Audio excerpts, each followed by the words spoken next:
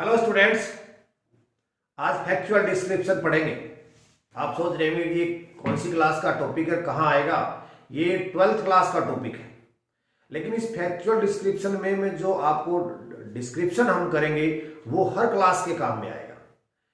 यानी factual description क्या होता है और आपके कौन से क्वेश्चन में आएगा, ये रिपोर्ट के ऑप्शन में आएगा। फैक्चुअल क्वेश्चन नंबर 13, यानी ये क्वेश्चन है वो आपके बोर्ड के पेपर में मिलेगा। 13वां प्रश्न, एक तो आएगी रिपोर्ट और उसके ऑप्शन में आएगा ये फैक्चुअल डिस्क्रिप्शन। क्वेश्चन नंबर 13 आप ऐसे देख सकते हो कि आपके 12th क्लास में 1 से 9 तक का एक कॉम्प्रिहेंशन पैसेज आएगा, उसमें 9 क्वेश्चन आएंगे।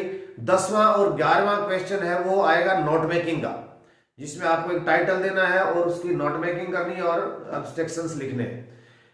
तो 10 और 11 हो गए। अब ये 12वां क्वेश्चन है नोटिस का। नोटिस, इन्विटेशन का रिप्लाई और एक एडवर्टीजमेंट, 3 में का है। यानी पिछली बार नोटिस आया हुआ है, इन्विटेशन का रिप्लाई आया हुआ है, तो स्ट्रॉन्ग पॉसिबिलिटी है एडवर्टीजमेंट और नोटिस के आने की। ठीक है, इसके बाद में ये 13वां प्रश्न है, इसमें आएगी रिपोर्ट राइटिंग और ऑप्शन में आएगा फैक्चुअल डिस्क्रिप्शन। पिछली साल जो फैक्चुअल डिस्क्रिप्शन लास्ट ईयर जो मार्च में एग्जामिनेशन हुई थी उसमें आया था एनुअल फंक्शन डे पे लिखना।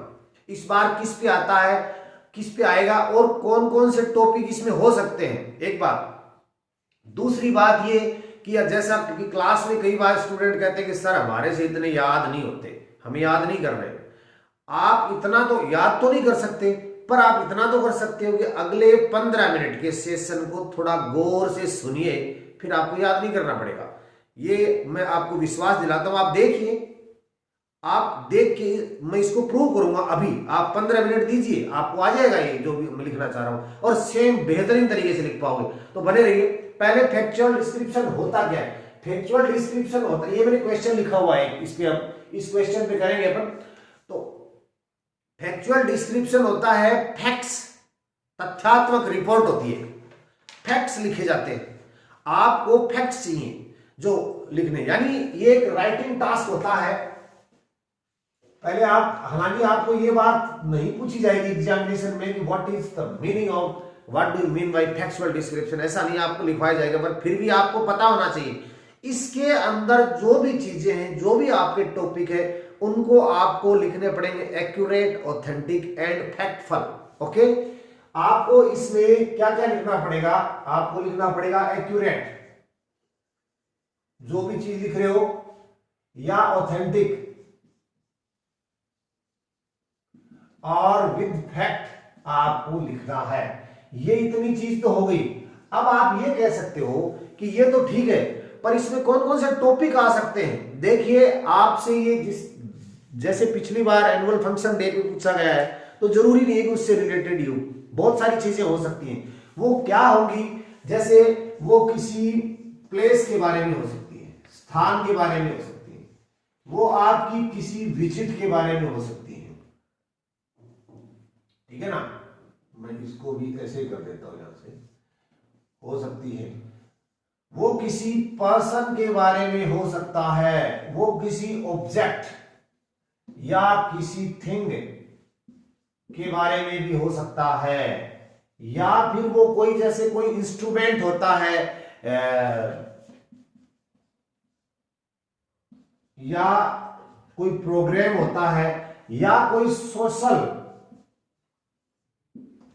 एक्टिविटी के बारे में हो सकता है। इंस्ट्रूमेंट में जैसे ऐसे हो सकता है, how to use an ATM, what care should be taken while using an ATM, इस तरह के हो सकता है। और कोई भी इंस्ट्रूमेंट एक्टिविटीज हो सकती है। ठीक है ना, इनमें से किसी भी टॉपिक पे आ सकता है। Social activities, school activities. अब इसमें आप ये कहोगे इसमें वो नहीं है, एनुअल फंक्शन डे पे आ गया तो आ गया, उसमें स्कूल सोशल एक्टिविटीज का एक पार्ट बना दिया, स्कूल एक्टिविटीज में आ गया वो। ठीक है ना, ठीक ऐसे ही विजिट टू ए जू, ये आज हम इसको एक क्वेश्चन बनाएंगे। तो इस पर कैसे लिखना है फैक्चुअल डिस्क्रिप्शन। क्वेश्चन नंबर 13 हम पढ़ रहे हैं। क्वेश्चन नंबर 13 जिसमें रिपोर्ट भी आएगी, ये भी आएगा। अगर आपकी रिपोर्ट अच्छी आ रही है तो रिपोर्ट लिखिए, और वो नहीं आ रहा फैक्चुअल डिस्क्रिप्शन, तो आप फैक्चुअल डिस्क्रिप्शन लिखिए। कैसे लिखा जाता है, with in 15 minute I will teach you. देखिए कैसे लिखेंगे इसको फैक्चुअल डिस्क्रिप्शन में। इसका लिखने का बेहतरीन तरीका क्या हो सकता है, आप उसमें टू द पॉइंट बातें लिखिए। सबसे पहले आपको लिखना होगा हेडिंग का नाम। हेडिंग हमने देख लिया कि राइट विजिट टू ए जू, तो यहां लिखो विजिट टू ए जू। अब मेरी एक एडवाइस है आपको कि आप, मैंने कहा था कि हेडिंग को अंडरलाइन करें।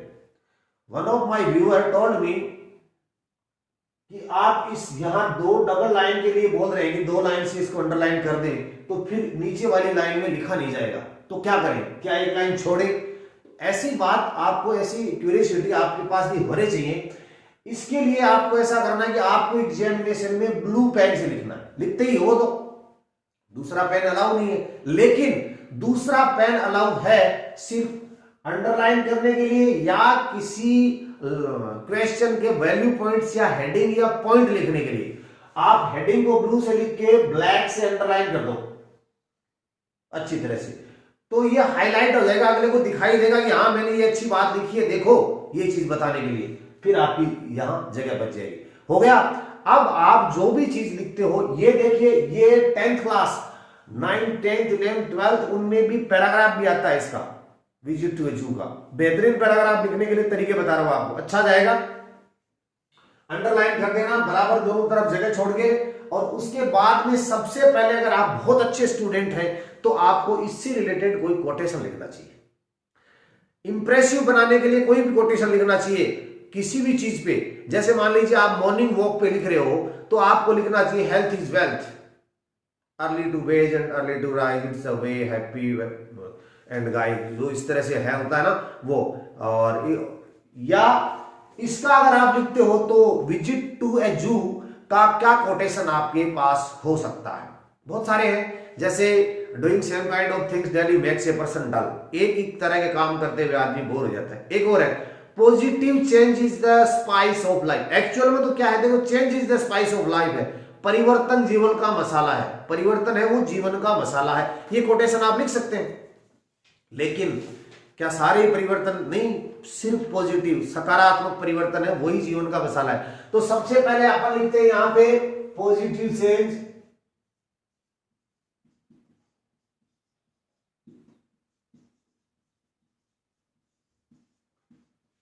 is the spice of life।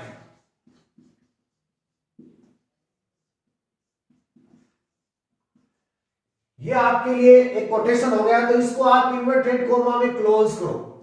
अगर आप इस कोटेशन को भी ब्लैक पेन से अंडरलाइन कर देते हो तो कोई दिक्कत नहीं है। कई स्टूडेंट्स को ये भी कंफ्यूजन रहता है, डाउट हो जाएगा कि सर क्या ब्लैक पेन यूज में ले सकते हैं? कि हाँ बिल्कुल ले सकते हैं। मैंने हर साल की जो बोर्ड के टॉपर स्टूडेंट्स हैं, जिनके 100 में से 100 नंबर आते हैं, उनकी कॉपी डाउनलोड की हुई है, और स्टूडेंट को हमारी क्लास में उनको स्टूडेंट को बांट देते हैं, दिखाते हैं कि देखो टॉपर्स ऐसे लिखते हैं।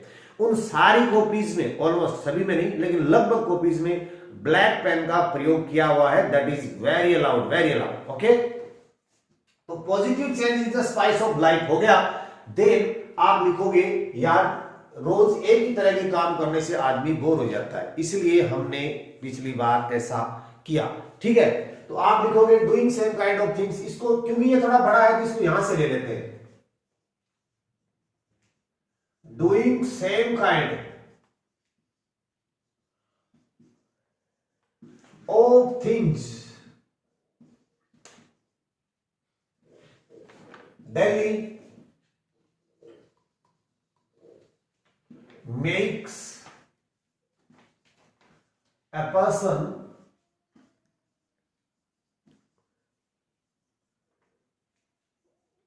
dull। ये भी अपने आप में एक, इसीलिए हमने, क्योंकि कोई भी यात्रा। अब आपको एक बात और बताऊंगी, ये जो कोटेशन हमने लिखे हैं ये और कहां लिखे जा सकते हैं? बहुत सारे हैं ऐसे आपके जहां लिखे जा सकते हैं। जैसे मान लीजिए आपने क्या, एक यहां रफ भी बता देता हूं आपको। जैसे आप पिकनिक पे गए, तो पिकनिक भी तो आप इसी मकसद से करते हो, और किस बात मामले में लिख सकते हो? Educational tour,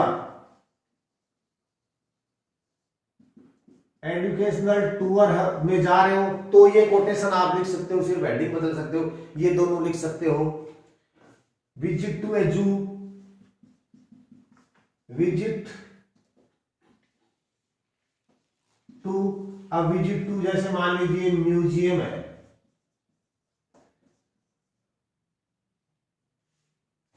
visit to circus है ये, और या कोई भी हिस्टोरिकल प्लेस लिख दो, हिस्टोरिकल प्लेस है, किसी भी यात्रा पे आप जा रहे हो, या विजिट टू ये सर्कस, जो और कुछ भी लिखोगे, जितनी भी विजिट होंगी उनमें हो जाएगा, एजुकेशनल टूर में हो जाएगा, पिकनिक में हो जाएगा। इसके अलावा और भी कोई जैसा आपको लगे, जैसे आप ट्रैकिंग पे जा रहे हो, कहीं और जा रहे हो, उन सब का ये दो कोटेशन अच्छे वाले सबसे पहले एक कोटेशन डाल दो। अगर आपके पास और भी कोई अच्छे कोटेशन तो आप वो भी लिख दो, या बाउंडेड थोड़ी हुई लिखने के लिए, ठीक है। ये लिखने के बाद में अब आपको मैं बता रहा हूं, अब अपन इस बात पे आ रहे हैं कि विजिट टू ए जू है, इसको डेवलप कैसे करेंगे। मेन बात तो ये आ गई ना कि सर ये तो कर लिया, अब क्या लिखें, मेरे को तो सेंटेंस ही नहीं बनाना आ रहा, क्या करनी करना। हम इसको इस तरह से डेवलप करेंगे कि सबसे पहले आप क्या लिखेंगे कि आप ये ध्यान रखना, क्योंकि जितने भी काम आपने विजिट टू ए जू में गए, हिस्टोरिकल टूर की यात्रा की, एजुकेशनल टूर में गई, पिकनिक में गए, कहीं और गई, ये गई, वो पास्ट की बात है ना पूरी, पास्ट सिंपल। ओके, तो क्या करोगे, पास्ट सिंपल में वर्ब की सेकंड फॉर्म आती है, ध्यान देना थोड़ा सा, बिल्कुल आसान हो जाएगा, यहां पूरा काम हो जाएगा। आपके जो बात दिमाग में आई उसकी सेकंड फॉर्म कर दो और काम करने वाले को पहले लिख दो। जैसे हम वहां बस के द्वारा गए, गए, गए का मतलब गो का मतलब वेंट कर दो, या पहुंचे का मतलब रीच्ड कर दो, तो वी कौन पहुंचे, वी रीच्ड देयर बाय बस। आपने वहां जाके टिकट खरीदा, ठीक है, तो क्या किया आपने, टिकट खरीदा ना, तो वी बाई का सेकंड कर दो, बॉट टिकट्स। हमने प्रवेश किया, प्रवेश करना को इंग्लिश में क्या कहते हैं, एंटर, तो वी एंटर्ड द, कहां एंटर्ड वो कर दो। इससे पहले आपको ये बताना, जैसे जू इज ए प्लेस, जू क्या है उसके बारे में थोड़ी बात करते हैं। जू है वो, जू इज ए प्लेस, हालांकि वैसे जू होने नहीं चाहिए, क्योंकि ये आपके एनिमल्स की और बर्ड्स की जो नेचुरल लिबर्टी होती है उसको छीन लेते हैं, वहां कोई ज्यादा खुश नहीं रहते। हालांकि उनको वो खाने पीने का अच्छा एनवायरनमेंट प्रदान करने की कोशिश करते हैं, लेकिन वो ऐसी जेल होती है उनकी, इनको बंद कर देना चाहिए तुरंत से। फिर भी हमें तो इसमें पैराग्राफ लिखना है। तो अब जू क्या होता है वो देखिए,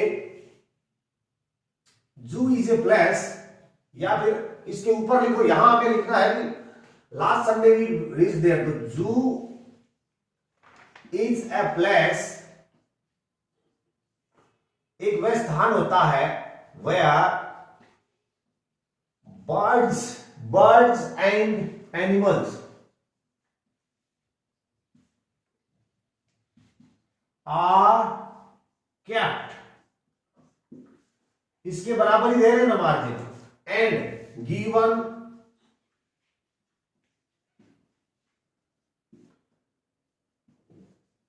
artificial प्रोटेक्शन।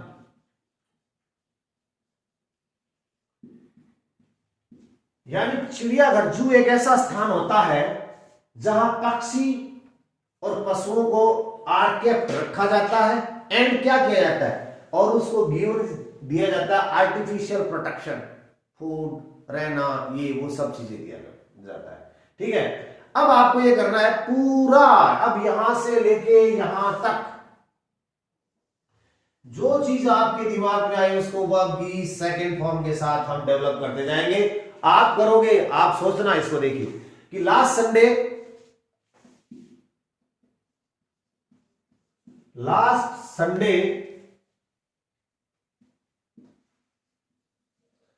का एस कैपिटल आएगा, लास्ट संडे वी विजिटेड, यहां देखिए मैंने विजिटेड किया है, हमने यात्रा की, विजिटेड। अब आपको नाम देना पड़ेगा किसी न किसी जू का, तो कोई भी जू का नाम दे दीजिए। जैसे जयपुर में रामबाग जू है, रामबाग जू, यहां जेड कैपिटल कर सकते हो क्योंकि ये प्रॉपर नाउन बन चुका है, किसी का नाम हो गया है। रामबाग जू कोमा करके जयपुर कर दो या फिर एट जयपुर कर दो। कई बार आपको अगर दिक्कत आ जाएगी यहाँ कि रामबाग इन जयपुर करो कि रामबाग एट जयपुर करो। देखिए एक थोड़ी सी समझदारी करना आप, अगर या तो आप रामबाग जू एट जयपुर कर दो, इन जयपुर करो, अब कंफ्यूजन में हो जाएगा आपकी, इन करूं कि एट करूं, तो आप क्या करोगे इसके कोमा लगा दो, कोमा लगा के जयपुर लिख दो, वो सेंटेंस सही है, ठीक है ना, हो गया। अब क्या करोगे, अब आप हम शुरू करते हैं। हम पहुंचे कैसे, पहुंचे बस से पहुंचे ना, तो पहुंचे तो सेकंड फॉर्म करनी है, ठीक है। सेकंड फॉर्म का मतलब हम पहुंचे रीच्ड, पहुंचने का आपको इंग्लिश आता है ना, रीच, तो क्या करोगे रीच्ड, तो इस सेंटेंस बनेगा सेकंड फॉर्म से रीच्ड। कौन पहुंचे, हम पहुंचे, तो वी रीच देयर, कैसे, गाड़ी में, बस में, पैदल कैसे गए, बाई बस, बाई बस। कितने, अब सेंटेंस को बड़ा बनाना है तो थोड़ा सा टाइम भी बता दो, कितने बजे पहुंचे, एट 10 AM, एंटी मेरिडियम। देखिए मैंने यहां एएम के आगे 2 डॉट लगाए, एक तो सेंटेंस का फुल स्टॉप है और एक इस एंटी मेरिडियम, एंटी मेरिडियम जिसको बोलते हैं मध्याह्न पूर्व है, तो एम की जो एब्रिवेशन है, मेरिडियम को एब्रिवेट किया गया है, इसलिए उसकी है शॉर्ट फॉर्म, इसलिए लिखा गया, ठीक है। अब जो ही आप कहीं पर पहुंचते हो ना, तो सबसे पहले आपको दृश्य दिखता है कि वो कैसा था। आप पिकनिक पे गए तो भी आप बताओगे it was a beautiful scenario, okay, हो गया। देखा यहां आप गए तो एक बहुत बड़ी बिल्डिंग थी आपके सामने मेन गेट में, तो आप जाते ही देखते क्या हो गया, हम पहुंचे और देखा it was a very big building, it was a big building, तो लिखना चाहिए ना सेंटेंस ऐसा, इट वाज अ बिग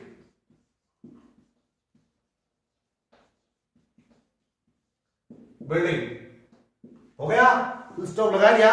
अब देखिए आप क्या करोगे, आप ये बता सकते हो कि वहां पर टिकट खिड़की में बहुत सारी भीड़ थी, वहां पर बहुत सारे वेंडर्स थे, ये थे वो थे, आप ये सेंटेंस लिख सकते हो वर का प्रयोग करके, there was a great crowd there, there were many vendors there, they were selling some materials या इडिबल थिंग्स, जो भी हो जाएगा, अपन इसको नहीं लिख रहे, आप लिख देना, अगर लिखो तो मैं सीधे टू द पॉइंट बात कर रहा हूं। फिर आप क्या करोगे, आपको अगर वो देखना है तो टिकट खरीदना पड़ेगा ना, तो खरीदने को बाई कहते हैं, और बाई का सेकंड फॉर्म क्या करोगे, बॉट। किसने खरीदा, हमने ही तो खरीदा, तो देन वी या then one of my friend, आप इसको कर सकते हैं, तो देन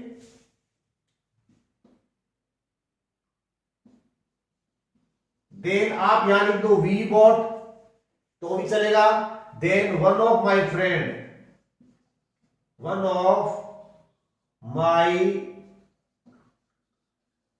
फ्रेंड्स, यहां फ्रेंड्स आएगा हमेशा, ये जो एरर स्पॉटिंग में बहुत जगह आती है, वन ऑफ माई फ्रेंड्स, मेरे मित्रों में से एक, और इसके बाद में one of my, some of, इसके बाद में वैसा सिंगुलर वर्ब आती है, वन ऑफ माई फ्रेंड। अब इसकी सेकंड फॉर्म करनी है आपको, बी ओ यू। अब देखो आगे मत जाना, मार्जिन को खत्म करने के लिए, यहां पर आप ये से लाइन लगा के जीएसटी बॉट कर देना, बॉट टिकट्स, हमने टिकट्स खरीदे, सिर्फ सेकंड फॉर्म करते जाएंगे हम, जो भी दिमाग में आ रहा है उसका सेकंड फॉर्म, सेकंड फॉर्म नहीं आती है तो ईडी लगा देते हैं बच्चे, तो ऐसा भी करके काम चला देते हैं, तो सेंस तो समझ में आ जाता है कि उसको पता है कि सेकंड फॉर्म करनी है, ये तो स्पेलिंग याद नहीं होगी तो कोई दिक्कत नहीं है, पर पता तो है ना। देन उसके बाद क्या करोगे, टिकट खरीद के क्या करोगे, आप बाहर जाओगे, घूमोगे थोड़ी, फिर आप प्रवेश करोगे ना, टिकट खरीद लिया तो क्या करोगे, प्रवेश, तो उसके बाद में हमने प्रवेश किया, प्रवेश करना हो क्या कहते हैं, एंटर, तो एंटर की सेकंड फॉर्म क्या है, एंटर्ड, प्रवेश किसने किया, हमने, हमको अंग्रेजी में क्या कहते हैं, वी, तो then we entered, we entered. अब एंटर्ड के आगे या एंटर के आगे कभी प्रेपोजिशन नहीं होता है, we entered in the zoo नहीं आएगा। एंटर के बाद में कभी प्रेपोजिशन नहीं आएगा, वी एंटर्ड द जू, ये हो गया, हमने जू में प्रवेश कर लिया, ठीक है। और एक्चुअल में क्या होता है, जू is the most favourite spot for the kids, बच्चों के लिए बहुत ही बड़ा पसंदीदा स्थल होता है, बच्चे बड़े रोमांचित हो जाते हैं, देख के बहुत ही प्रसन्न होते हैं। तो एंटर द जू, अब वहां पर आप और आसान बनाने के लिए क्या करोगे कि जो ही आपने जू में प्रवेश किया, ये जैसे मान लीजिए ये इस जू का गेट था, आपने यहां प्रवेश किया, it was divided in 2 parts, ये 2 हिस्सों में बटा हुआ था, आगे चल के 2 हिस्सों में बट गया। एक में बर्ड सेक्शन थे, बर्ड सेक्शन था, एक में था एनिमल सेक्शन, दोनों साथ में तो रहते नहीं है, अलग अलग प्रोटेक्शन के आधार पर रहते हैं। तो आप ये लिखोगे ये आगे 2 भागों में विभाजित था, आप दोनों में तो गए नहीं एक साथ, आप पहले एक में जाओगे, उसमें सारी चीजें, देखो कितना आसान रहेगा। पहले हम बर्ड सेक्शन में, एनिमल सेक्शन में गए, हमने वहां बहुत सारे एनिमल देखे, 1 2 3 4 5 6 नाम लिख दो, वापस आ गए। देन हम बर्ड सेक्शन में गए, वहां हमने ये पक्षी वगैरह देखे, वापस आ गए। उसके बाद में देर वर सम वाटर बर्ड्स आल्सो, कुछ वाटर बर्ड्स थे उसमें, कुछ वो पानी में रहता है, क्या बोलते हैं उसको, मगरमच्छ, क्रोकोडाइल को भी देखा। उसके बाद आप वापस आओ, थोड़ा ब्रेकफास्ट करो, ब्रेकफास्ट वही करो जो घर से लेके गए थे, और उसके बाद में वापस आओ, कैसा लगा आपको वो बाद में बतानी है। तो it was divided, it was divided in 2 sections,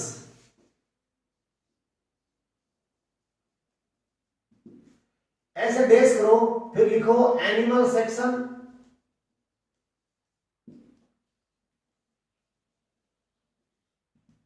इसको ऐसे इनवर्टेड कोमा में क्लोज करके फिर लिखो बर्ड्स।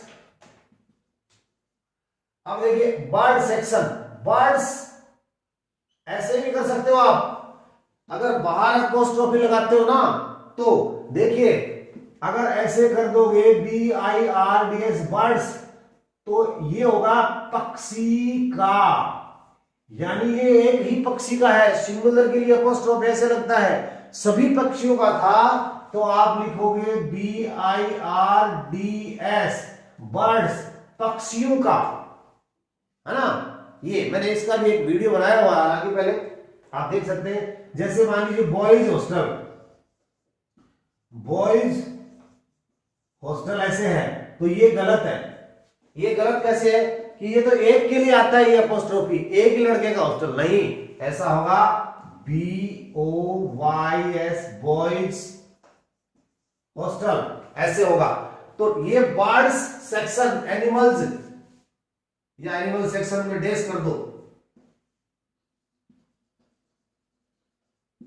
इसको इन्वर्टेड कोमा में क्लोज करो। अब देखो मैंने 2 तरीके से लिख दिए दोनों चीजें, इसमें लिखा एनिमल डेस सेक्शन, इसमें लिखा बर्ड सेक्शन, दोनों सही है। आप चाहो तो अगर अपोस्ट्रोफी लगाओ तो एस के बाद लगाना, अपोस्ट्रोफी नहीं लगाना चाहते हो तो बीच में डेस कर दो, ये भी उनका सेक्शन हो जाएगा, यहां आप उसमें सिंगुलर लिख सकते हो, ठीक है ना।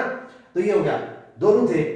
अब आपने क्या किया, सबसे पहले कौन सा सेक्शन देखा, तो first of all we entered, कौन सा सेक्शन, एनिमल सेक्शन।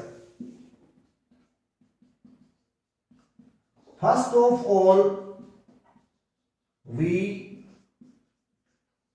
एंटर्ड, अब एंटर्ड के आगे इन लगाऊंगे, नहीं लगाऊं, नहीं लगाना, entered animal section.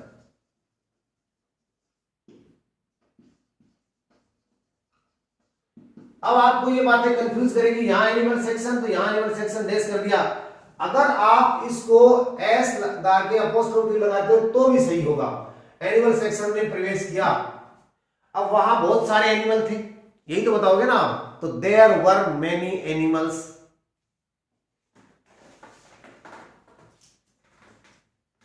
There were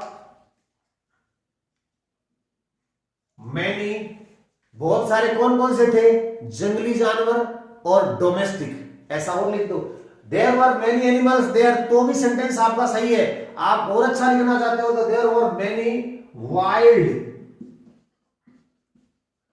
and domestic. यहां आपकी जो वोकैबुलरी है वो थोड़ी एनहांस हो रही है।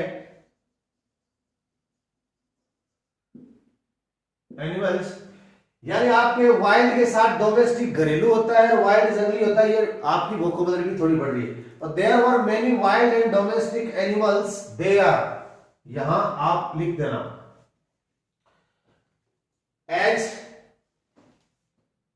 ये लिखो जैसे LION,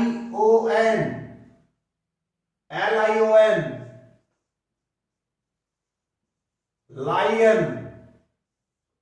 लोइन नहीं होता, ये लोइन नहीं होता, लायन, लायन। किस शब्द को कैसे प्रोनाउंस किया जाता है फोनेटिकली, जैसे वुमन, वीमिन होता है, विलेज होता है, विलेज नहीं होता, विलीज होता है।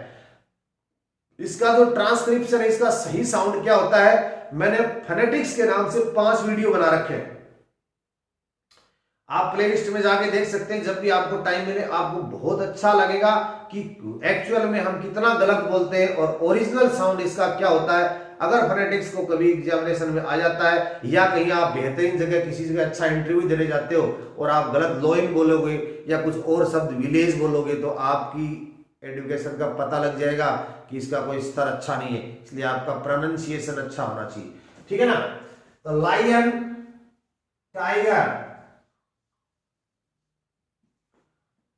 मंकी, एलिफेंट, ये एलिफेंट नहीं होता, elephant, front, elephant, giraffe,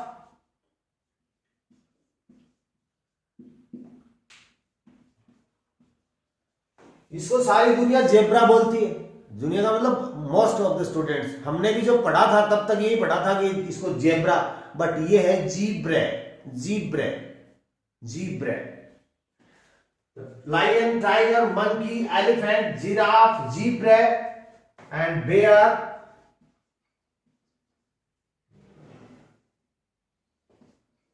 etc कर दो इस तरह से। अब हमेशा ईटीसी अगर आता है तो उसके आगे 2 डॉट आएंगी, एक ईटीसी को अब्रीविएट करने के लिए और दूसरा फुल स्टॉप है इसका, ठीक है ना, ये ध्यान में रखना। बाकी हालांकि इससे कोई ज्यादा फर्क नहीं पड़ता, पर फिर भी आपको पता होना चाहिए इस चीज का। उसके बाद आप वर्ड सेक्शन में गए तो यहां लिखो देन वी एंटर्ड। अब तो सेकंड फॉर्म करते जाओ। उसके बाद हमने प्रवेश किया, एंटर, तो एंटर्ड किया, एंटर्ड कहां प्रवेश किया भाई, तो किया वर्ड सेक्शन में। वर्ड्स सेक्शन, यहां पे वैसा कर देता हूं आपको कंफ्यूजन ना हो, वर्ड सेक्शन। वही बात, लाइन वापस शुरू हो जाएगी। देखिए कि there were many wild and domestic animals there, तो यहां डोमेस्टिक तो लिखना मत, कोई डोमेस्टिक कोई पक्षी नहीं होता है वैसे। तो there were many birds there,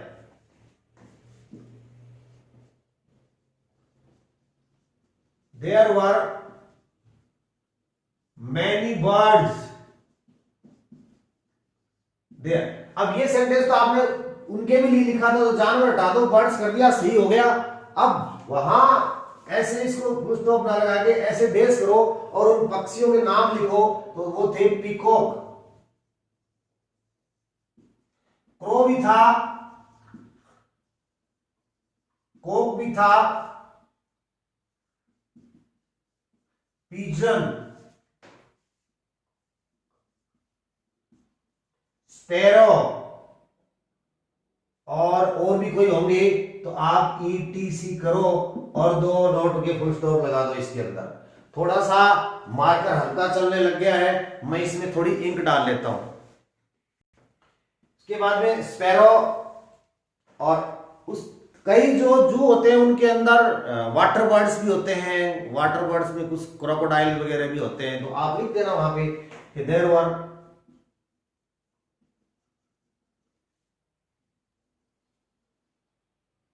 many water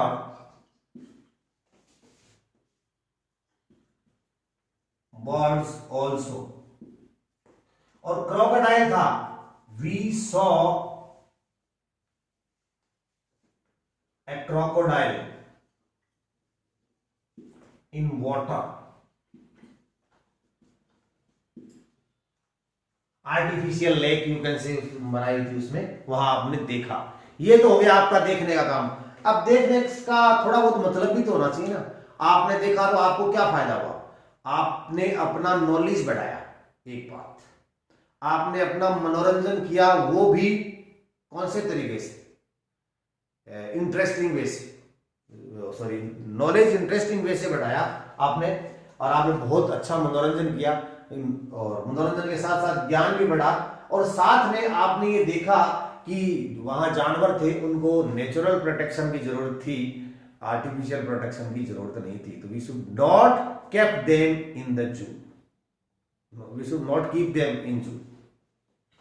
तो आप ऐसा लिखो कि we entertained us a lot. हमने हमारा बहुत मनोरंजन किया।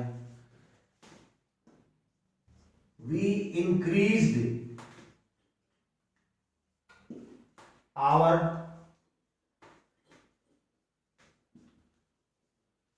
knowledge in an interesting way.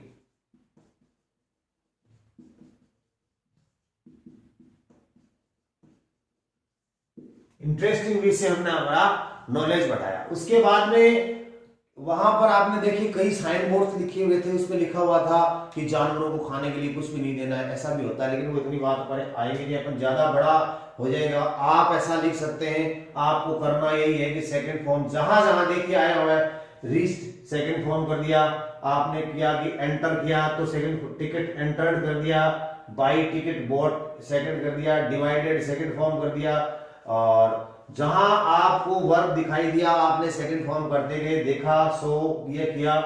उसके बाद आप वापस आए, देन भी, उसके बाद आपने लंच लिया, तो देन वी, लेना को हैड कहते हैं, हैव की सेकंड फॉर्म है हैड आवर लंच।